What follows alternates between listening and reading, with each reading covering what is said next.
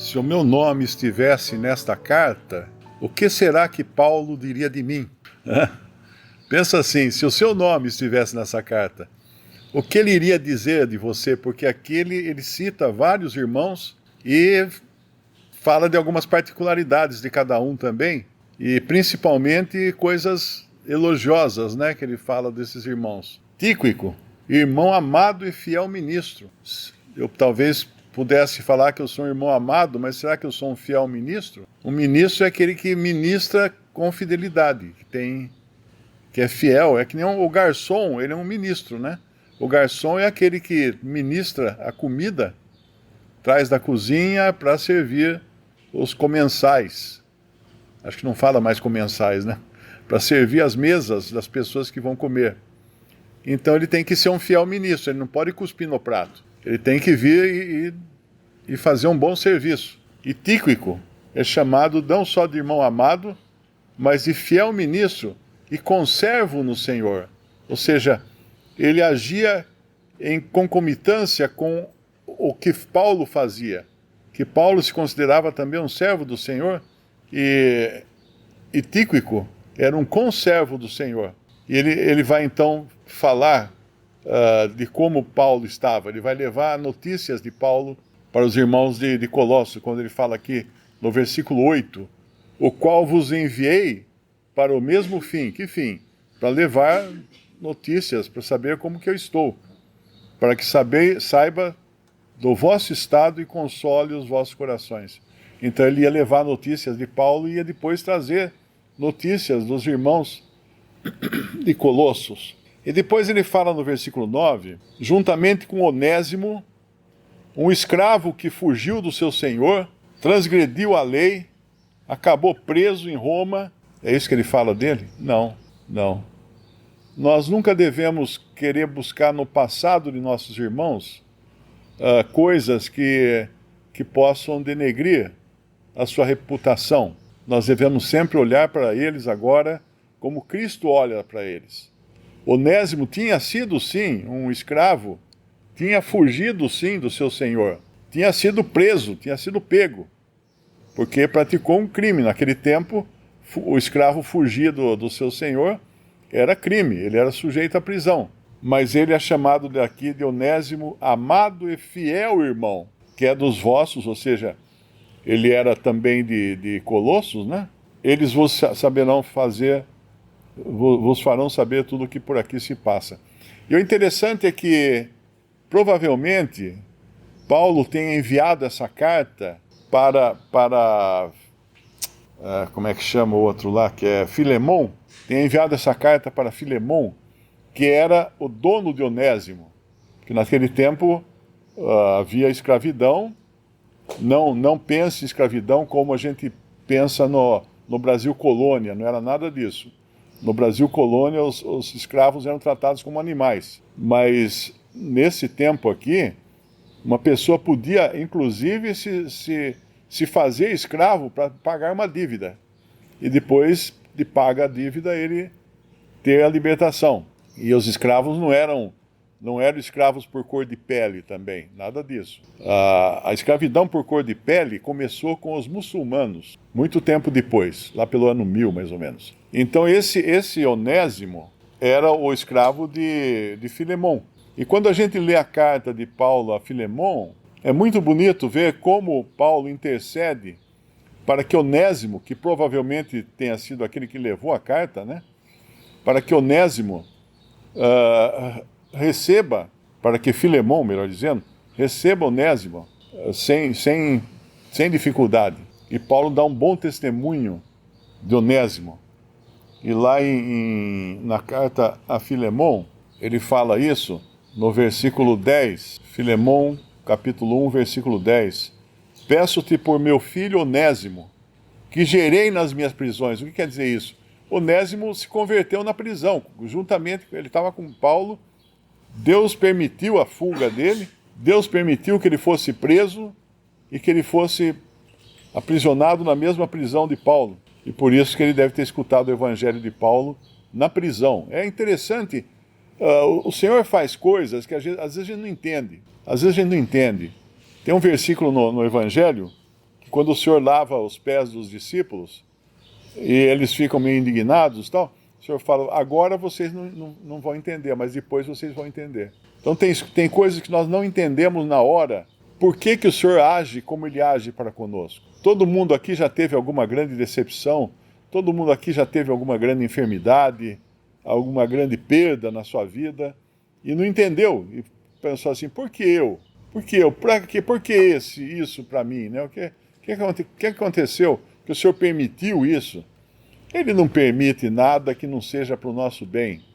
É bom entender isso. O Senhor não erra nunca nas suas decisões e nas suas permissões.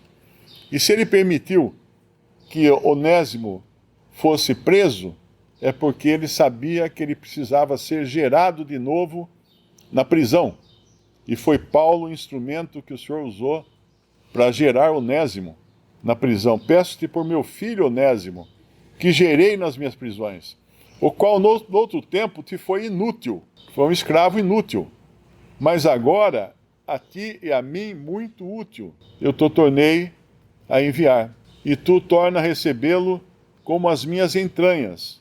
Eu bem o quisera conservar comigo, para que por ti me servisse nas prisões do Evangelho, mas nada quis fazer sem o teu parecer, para que o teu benefício não fosse como por força, mas voluntário. Porque bem pode ser que ele se tenha separado de ti por algum tempo, para que o retivesses para sempre. Não já como servo, antes mais do que servo, como irmão amado, particularmente de mim e quanto mais de ti, assim na carne como no Senhor. Assim, pois, se me tens por companheiro, recebe-o como a mim mesmo. E se te fez algum dano, ou te deve alguma coisa, põe isso à minha conta. Eu, Paulo, de minha própria mão, o escrevi, eu o pagarei, para te não dizer que ainda mesmo a ti próprio a mim me deves. Que carta de amor e de consideração. Nós podemos pensar que esse Onésimo, em outras circunstâncias, se ele tivesse sido pego pela polícia e levado para Filemon, ele ia chegar tremendo de medo do que ele ia receber de paga. Mas aqui não, aqui ele leva uma carta do apóstolo e ele é recebido agora como irmão. Ele é recebido como irmão. E quando nós voltamos lá para Colossenses, nós vemos que todas as indicações aqui são relacionadas a coisas boas. A essas pessoas, como é Tíquico no começo, né? Fiel ministro, Onésimo, amado e fiel, Aristarco, no versículo 10, que está preso comigo, vos saúda. E mais um lampejo aqui da graça de Deus também nessa carta, quando ele fala Marcos, o sobrinho de Barnabé, acerca do qual já recebestes mandamentos, se ele for ter convosco, recebei-o. Quem é esse Marcos? Provavelmente é o mesmo Marcos que escreveu o Evangelho.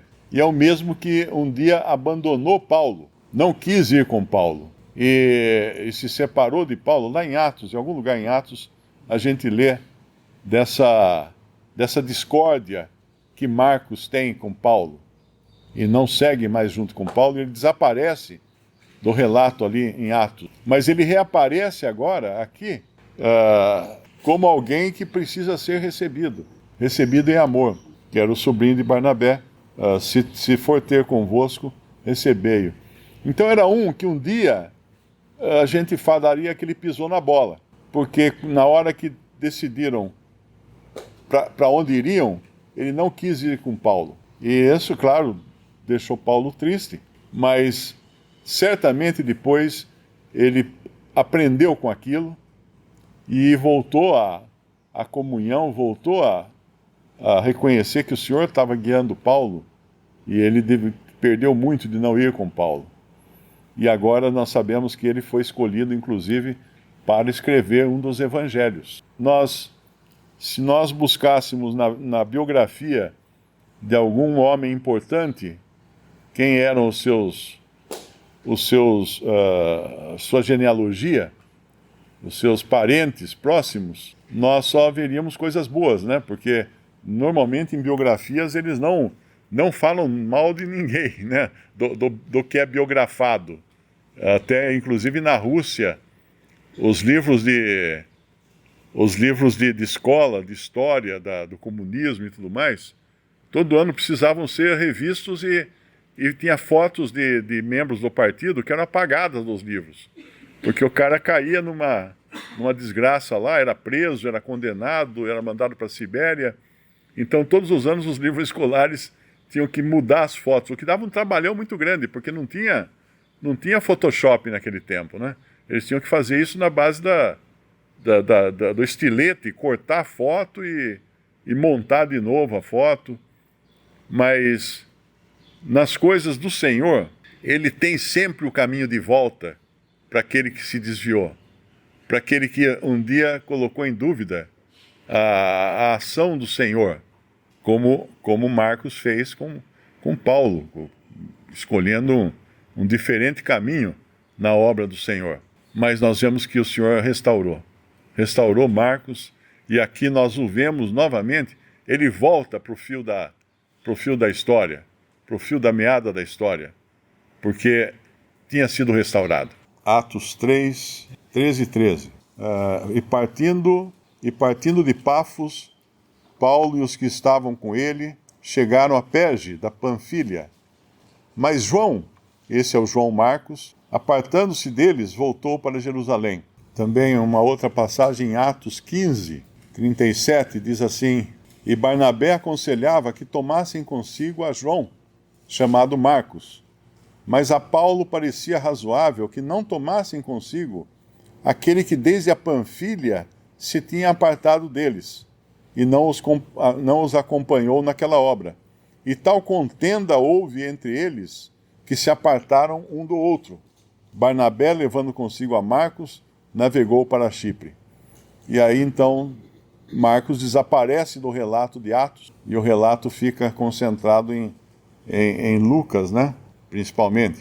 O versículo 12 diz: Saúda-vos Epáfras, que é dos vossos, provavelmente porque ele também era da Assembleia de Colossos, servo de Cristo, combatendo sempre por vós em orações, para que vos conserveis firmes, perfeitos e consumados em toda a vontade de Deus. A gente sempre precisa aprender que existem irmãos que estão combatendo, e combatendo por nós. Às vezes a gente esquece disso. A gente esquece de combater por nossos irmãos e esquece que tem irmãos e irmãs combatendo por nós. Eu às vezes fico muito contente quando recebo a carta de alguma irmã, carta hoje não é carta mais, né, é uma mensagem, dizendo que tem orado por mim. Eu penso, puxa, eu nunca orei por ela, eu nunca pensei nisso, em fazer isso. Que vergonha, né, a minha. Mas que alegria saber que alguém lembrou de orar por mim, e nós devemos fazer o mesmo pelos outros, por nossos irmãos. E aqui ele fala no versículo, ele orava, qual era o objetivo? Para que vos conserveis firmes, perfeitos e consumados em toda a vontade de Deus. Mas não era para que eles tivessem carro novo, passassem no vestibular, ou alguma coisa assim, não. É para que vos conserveis firmes, perfeitos e consumados em toda a vontade de Deus. Quando a gente ora, nós devemos ter sabedoria e inteligência para orar, porque muitas vezes nós não sabemos como aquela pessoa está. E nós podemos orar pedindo algo que não vai ser para o benefício daquela pessoa. Pode não ser, pode ser para outra, pode ser que atrapalhe até a vida daquela pessoa, se Deus respondesse a nossa oração. Nós sabemos que Deus sempre responde às nossas orações. Ou é sim, ou é não. Essa a gente não gosta, né? Ou é espere. Quando... Alguém vai ficar bravo aqui de novo. Que eu, quando morava em Alto Paraíso... A China já balançou a cabeça ali. Eu me lembro que eu tinha decidido vender o sítio, comprar um micro-ônibus com dinheiro e sair pelo Brasil morando no micro-ônibus, transformar o micro-ônibus num tipo uma casa, né? E sair com um lastro de Bíblias no bagageiro do micro-ônibus para vender Bíblias pelo Brasil e pregar o Evangelho. E pus até um anúncio no Jornal de Brasília, anunciei o meu sítio, inclusive colocando que aceitava troca com o micro-ônibus. E felizmente o senhor não respondeu a minha oração. Ele não respondeu, porque se ele respondesse eu estaria com o micro-ônibus quebrado em alguma estrada aí no sertão, e sem gasolina e sem diesel, né? E sem condições de continuar a viagem, porque certamente não teria dado certo. Aquele era o meu plano, mas não era o plano de Deus. E muitas vezes nós nos rebelamos, nos revoltamos, porque Deus não segue os nossos planos. Poxa, mas como que ele não fez a minha vontade? A minha vontade é tão boa, tão perfeita, né? Por que ele não fez a minha vontade? Porque a minha vontade não é vontade dele. E às vezes ele permite até, como ele fez lá com Balaão, né? Balaão disse que ele queria, o Senhor falou para ele não amaldiçoar, não ir com os inimigos de Israel, para não amaldiçoar Israel. E Balaão tinha a resposta, mas depois vem o rei lá que estava convidando ele para amaldiçoar Israel, com mais presentes, mais joias e presentes caros, ele vai de novo consultar o Senhor. E o Senhor fala para ele, então vai, só não acrescenta para você ver o que é bom para tosse, porque essa segunda, quando a nossa insistência, Deus escuta a nossa insistência e resolve deixar o contrário daquilo que ele já tinha avisado para a gente, que era a vontade dele, nós caímos na permissão de Deus. Não é mais a vontade, é a permissão. E Balaão foi. E aí que ele se estrepou, porque daí ele vai depois, no fim da sua vida, ele vai profetizar, né, pela inspiração de Deus, quando ele fala de Cristo, que ele fala que vê-lo-ei, mas não de perto. Ou seja, ele não seria salvo. Ele veria aquele que era o ungido de Deus, mas não de perto, de longe, porque ele seria condenado. Então, muito cuidado, às vezes, com o que nós pedimos, e devemos agradecer quando Deus não responde, porque se a resposta fosse sim, a gente poderia acabar com o micro-ônibus quebrado numa estrada e sem condições de continuar. Então, a gente tem que se sujeitar à vontade do Senhor, que não é sempre a mais fácil, né? Nós achamos que nós temos a solução para os nossos problemas. Não temos. Não temos. Por isso que quando ele ora aqui, para que quando ora por Epáfras, aliás, quando fala da oração de Epáfras, combatendo sempre por vós em orações, no versículo 12, para que vos conserveis firmes, perfeitos e consumados em toda a minha vontade, não, a vontade de Deus, em toda a vontade de Deus, que nós possamos aprender a orar pela vontade de Deus para nós, e não pela nossa própria vontade. Pois eu lhe dou testemunho que tem grande zelo por vós, e pelos que estão em Laodiceia, e pelos que estão em Hierápolis. Aqui ele cita mais duas assembleias, lembrando que essa Laodiceia aqui não é necessariamente aquela da carta à Laodiceia lá de Apocalipse, né? Tinha uma assembleia na cidade chamada Laodiceia, mas aqui ele está falando de uma assembleia que estava em comunhão com os irmãos e com os apóstolos. E depois no versículo 14 também, nós vemos um personagem aqui, saúda-vos Lucas, o médico amado, e Demas. Demas vai aparecer de uma maneira triste depois, porque Paulo vai escrever dele na segunda carta a Timóteo, que Demas amou, acho que é Demas, né, que amou o presente século, e se afastou de Paulo. Não quer dizer que ele perdeu a salvação ou que ele não fosse crente, mas o mundo brilhou mais para ele e ele esfriou nas coisas do Senhor e abandonou Paulo, que antes ele tinha sido de grande ajuda para Paulo. Ele tinha ministrado junto com Paulo, ele tinha sido um companheiro de Paulo nas suas viagens, nas suas prisões.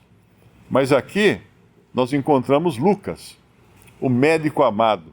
E é bonito entender um detalhe da perfeição da palavra de Deus, quando nós aprendemos que Dos 4 evangelistas, tinha um que escreveu sobre a humanidade de Cristo, sobre Cristo homem. E quem melhor para entender a humanidade do que um médico? Deus escolheu Lucas justamente porque ele era médico e ele entendia o que é o ser humano. E ali ele vai escrever o Evangelho de Lucas, que é o que tem mais detalhes sobre a humanidade do Senhor. João fala da divindade, Marcos fala do servo, o servo perfeito. Por isso que o Evangelho de Marcos não tem genealogia, porque ninguém lembra da genealogia de um servo, de um escravo. Ninguém anota de quem que esse escravo era filho, era neto, não.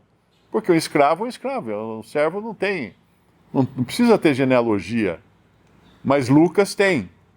Em Lucas nós vemos a genealogia do Senhor Jesus desde Adão, desde a criação do homem. Então ali está a humanidade de Cristo. E João é aquele que não tem, o Evangelho não tem também uma genealogia assim, porque no princípio era o Verbo, e o Verbo estava com Deus, e o Verbo era Deus. Ele estava no princípio com Deus, e todas as coisas foram feitas por Ele, e sem Ele nada do que foi feito se fez. Então o Senhor é Deus ali, no Evangelho de João. E no Evangelho de Mateus, ele é mostrado como rei de Israel. E a genealogia em Mateus também é uma genealogia real, para mostrar que ele tinha o título de realeza, ele vinha do rei Davi. O versículo 15 fala: saudai aos irmãos que estão em Laodiceia, que ele pediu oração antes por esses irmãos, no versículo 13, né? Aliás, ele fala do zelo de Epáfras, mas aqui no 15 ele pede para saudar os irmãos que estão em Laodiceia. E a ninfa e a igreja que está em sua casa. Que privilégio essa mulher ter o seu nome registrado nas Escrituras, porque ela abria a sua casa para os irmãos reunirem. A igreja estava na casa de Ninfa. Nós vemos também lá em Atos, quando Lídia, que era aquela vendedora de púrpura, se converte, e ela certamente abre também sua casa para os irmãos. E muitas irmãs abriram as suas casas para os irmãos. Nós sabemos que aqui alguns já viram isso acontecer, né?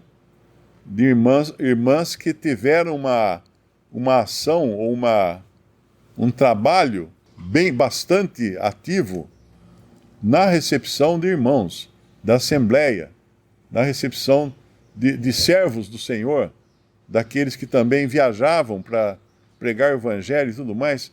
Quantos recebem nas suas casas? A hospitalidade, é falado em outras passagens da Bíblia, da hospitalidade pela qual alguns, sem saber, receberam anjos. Eu não sei se eu recebi algum anjo na minha casa, mas fala na Bíblia que alguns, sem o saber, receberam anjos. Isso nos fala certamente de Abraão, né?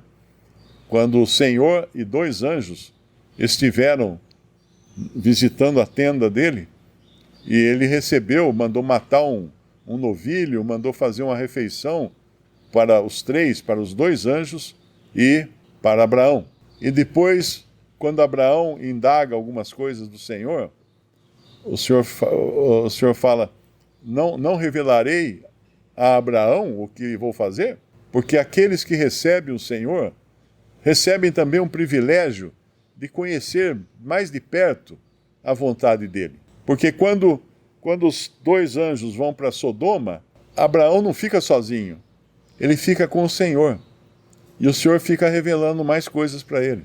E é importante a gente saber que receber irmãos também é de grande vantagem para nós. Eu agradeço ao Senhor porque quando meus filhos eram pequenos, nós recebemos muitos irmãos, inclusive de fora, né? Estrangeiros que ficavam em casa, e aquilo era um benefício tremendo. Outros aqui já receberam irmãos também e sabem do que eu estou falando. Era um benefício tremendo, inclusive que influenciou na vida dos meus filhos, que eles estavam em constante contato com irmãos de fora e saía da casca, né? Não era só entre os irmãos de Limeira ou do Brasil, mas outros que vinham de fora também.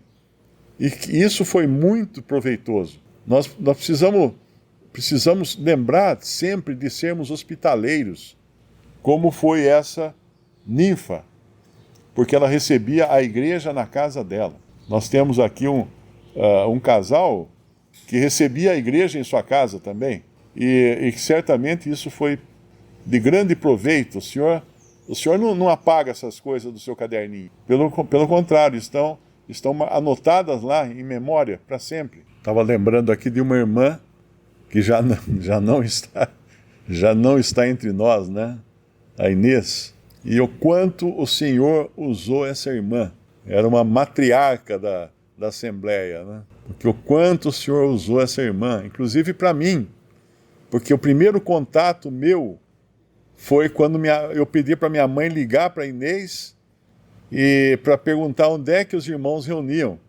E minha mãe não queria. Porque ela falou assim, não, meu filho, vai lá na Igreja Batista, na outra lá, mas nessa não, que lá ninguém sabe o que eles fazem lá. Aí eu insisti tanto com a minha mãe, que ela acabou ligando para a Inês, para saber onde era o endereço, né, das reuniões. E foi o primeiro contato que eu tive. Eu conhecia alguns, conhecia o China, conhecia o Lineu, conhecia alguns que reuniam lá, mas a fama que tinham na época é que eles andavam com maconha dentro da Bíblia. Essa era a ideia que o povo fazia desses irmãos. Eram todos jovens, cabeludos, que tinham saído das drogas e do rock, né? Então a ideia que se fazia em Limeira era essa. Aí quando eu pedi para minha mãe ligar para a Inês, ela vacilou, ela não queria não. Mas eu tanto insisti que ela ligou, e aí eu fui na primeira reunião que eu fui, lá na Boa Vista, um salãozinho, num segundo andar, e achei chato demais a reunião, porque não tinha banda, né? Nem o China tocou violão na reunião, não tinha uma música bonita, nada. Mas era ali que o Senhor foi mostrar que estavam reunidos não por causa de música, de banda, de cantor, de pregador, mas por causa do Senhor. Então, veja que tudo começou num contato com uma irmã que tinha essa disponibilidade, que tinha essa alegria de receber os irmãos na sua casa. Isso não é uma coisa que se faz de uma hora para outra, é uma coisa que tem no coração. Era um desejo de coração. E ela tinha esse desejo de coração. Todos se lembram dela com muito carinho, né? Todos se lembram dela com muito carinho. E assim é essa ninfa aqui, olha. A ninfa e a igreja que está em sua casa. Que bom uma irmã ser reconhecida como aquela que recebe a igreja em sua casa. No versículo 16 aqui, uma coisa que é importante a gente ler, porque eu já ouvi muito a pessoa falar assim, mas isso aí Paulo disse para os coríntios. Isso foi para a igreja que estava em Corinto. Não era assim geral. Era geral. Quando ele fala no versículo 16, quando esta epístola tiver sido lida entre vós, fazei que também o seja na igreja dos laodicenses. E a que veio de Laodiceia, lede a vós também. Ou seja, havia um intercâmbio de cartas, das cartas dos apóstolos, havia um intercâmbio entre as diferentes assembleias. Então é uma grande bobagem dizer que Paulo só falou isso para os coríntios, que a mulher deve ficar calada na igreja e tal, mas que isso ele não falou para outras igrejas. Não falou porque ele mandava trocar as cartas. As cartas eram compartilhadas. Quer aprender mais da Palavra de Deus? Visite meu canal youtube.com/respondidas. Quer levar o Evangelho a mais pessoas? Curta esse vídeo, compartilhe e assine meu canal. Adquira meus livros buscando por Mário Persona em clubedeautores.com.br.